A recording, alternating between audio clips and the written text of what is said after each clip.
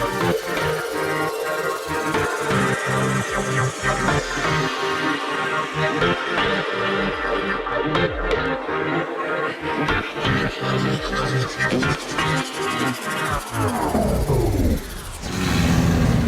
this is Simon at South OC Cars and Coffee. I'm not doing a car of the week this week, I'm doing a bonus video.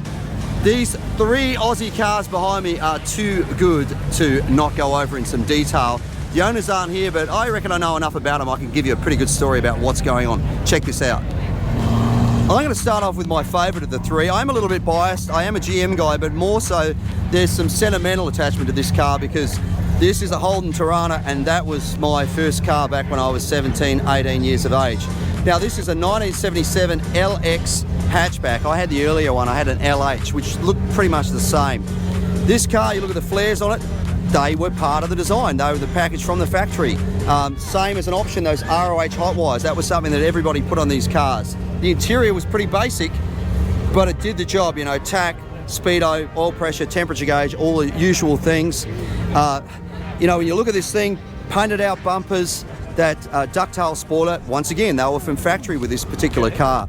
I want to do a call out that license plate, Brock 05. Peter Brock was our most famous touring car driver, and that was his number, 05, so that's the relevance there. You look at this rear louver, that orange rear louver, once again, that was something that all of us fitted to our cars, so it was kind of cool. This particular one has a small block Chev fitted to it with side draft carbs.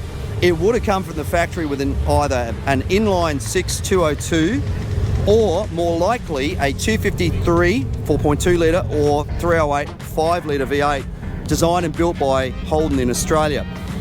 In 1968, Holden were using small block Chevs in the HK and they continued to do that in their Monaros and their Broughams and some of their Statesman cars right up into the mid-70s, typically 350s. But in mid-69, Holden released their 4.2 litre and the 5 litre V8, and the 5 litre would have been the one you would want to get hold of. In fact, even more so, you would have wanted to have grabbed an A9X L34. That was the code. That was the model that had things like a heavy-duty oil pump, heavy-duty water pump, different push rods, rockers, those sort of things in the car. That's the car they built to go off racing at Bathurst, which was the famous race in Australia. So you would used to see these if you're watching the touring car races in Australia. This was one of the cars that would win. In fact, it won Bathurst in 1977 at the hand of Peter Brock.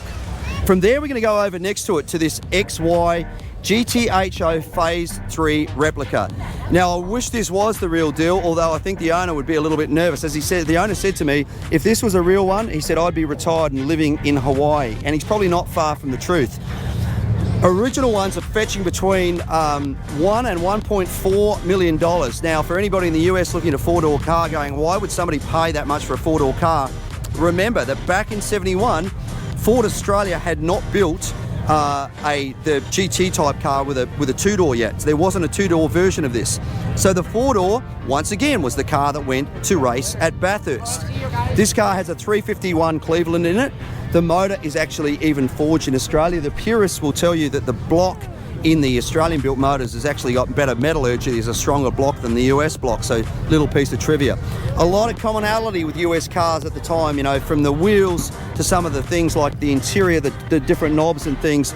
There's a lot of similarity even if you look at a Mustang of this particular era. The most famous of these cars was built by one of the heads of Ford Australia at the time. He was from the US, so he actually got a 429 Cobra Jet motor put into the vehicle. I believe, and I could be wrong, someone could correct me if I am, that was actually a black version as well, which was incredibly, incredibly rare. But right now, if this, as I said, if this was genuine colour in this red, this would be 1.4 to probably $1 to $1.4 million. Even that Tirana we just looked at could go anything from 120 to 200,000. Now we move over to the one that created most of the interest, I think, out of the three, the panel van. A panel van is not something you see here in the US. In Australia, we did not have your standard style delivery vans back then. This was made for tradespeople to carry their tools. If you're a carpenter or a plumber or somebody like that, you didn't want to have a ute, in other words, an El Camino, or in the case of Ford, a Ranchero, you would buy a panel van. They were pretty quickly adopted by the surf crowd as surf vehicles, and there are versions actually called Holden, for example, had one called the Sandman, which had graphics on it and everything. Chrysler had one called the Drifter. Now, when you look at this car, if you're familiar with a Mad Max car, you'll notice the front end of it and the windscreen and everything looks like the Mad Max Interceptor. That's because that also was an XB Falcon.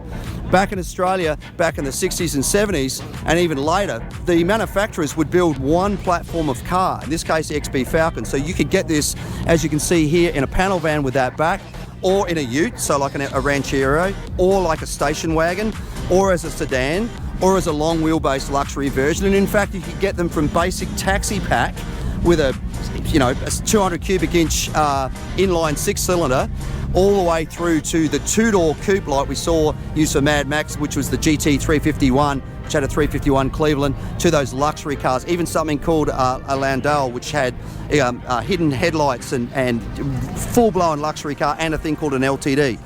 So that's the 3 Aussie cars that we've got through here. So great to have them here.